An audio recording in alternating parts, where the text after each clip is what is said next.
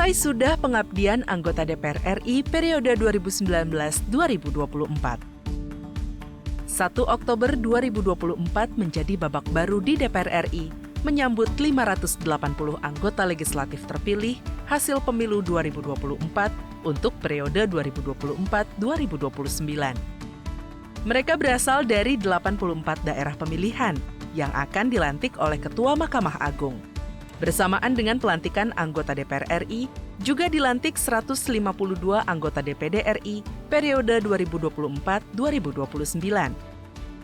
Setelah itu, para anggota DPR RI dan anggota DPD RI akan dilantik sebagai anggota MPR RI.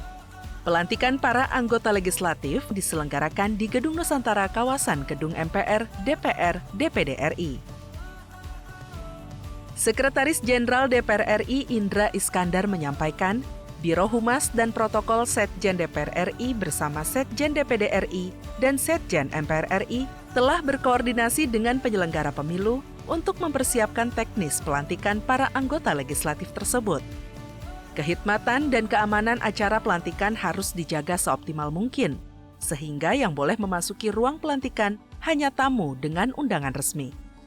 Selain itu, pihaknya mengkoordinasikan masalah kendaraan dengan pengelola kawasan Gelora Bung Karno untuk menyediakan kantong-kantong parkir bagi rombongan anggota terpilih karena diperkirakan akan ada lebih dari 500 kendaraan masuk ke kompleks parlemen. Karena juga ada anggota-anggota yang nanti keluarganya hadir yang sudah dibatasi satu, tapi ada yang mengajukan untuk boleh lebih dari satu. Nah, ini agak sulit sebenarnya. Bahkan ada yang ingin bawa keluarga 1 bus, 2 bus, 3 bus, bahkan ada yang 4 bus gitu. Dengan yang ada sekarang untuk pasangan sekarang ini, satu orang pun itu jumlahnya 732, jumlah yang cukup besar. Jadi kita sudah mengeksersis nanti kalau ada tamu undangan yang itu di luar aturan, kita tetap akan kita tolak. Sebelum pelantikan pada 1 Oktober 2024, para anggota DPR RI dan anggota DPD RI terpilih mengikuti pemantapan nilai-nilai kebangsaan yang diselenggarakan Lemhanas RI. Dalam pembekalan tersebut, anggota DPR RI terpilih juga diberikan pengetahuan tentang persidangan dan masalah administrasi kedewanan. Anggota baru DPR RI periode 2024-2029 berpendapat, jabatan sebagai anggota DPR jangan hanya menjadi simbol, melainkan harus benar-benar memahami dan memperjuangkan kepentingan rakyat.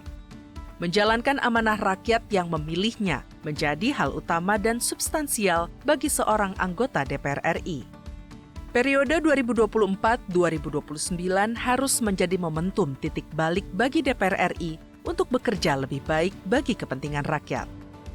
Baiknya mungkin ini bisa dipertahankan juga bahkan ditingkatkan penjelasan dari Sekretariat Jenderal DPR RI menyangkut masalah hak dan kewajiban-kewajiban termasuk masalah disiplin ini saya kira sangat baik karena kan anggota DPR terpilih ini kan dari berbagai macam latar belakang profesi ya, saya kira juga ini perlu pemahaman yang sama terutama menyangkut masalah nilai-nilai kedisiplinan, etika untuk bagaimana menjadi pejabat negara. Ini kan DPR ini pejabat negara artinya kan identitas dia melekat, suka tidak suka ya kemana dia berjalan ya tentu ini sudah mewakili daerah yang ini mengatasnamakan negara.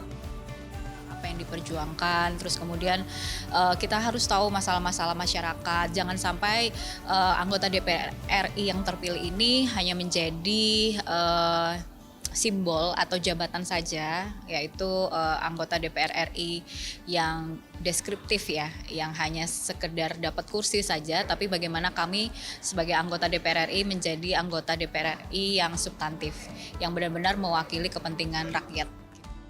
Sementara bagi anggota DPR RI periode 2024-2029 yang sebelumnya pernah menjadi anggota DPR RI berjanji di masa bakti ini akan mengawal pengembangan sumber daya manusia Indonesia melalui kebijakan-kebijakan yang dibahas DPR RI bersama pemerintah.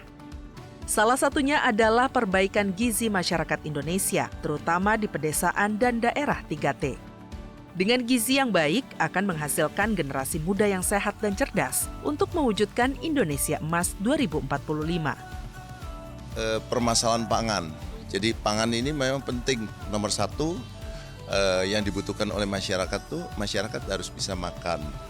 Ya, terus yang kedua tentu permasalahan berhubungan dengan pangan, papan ya.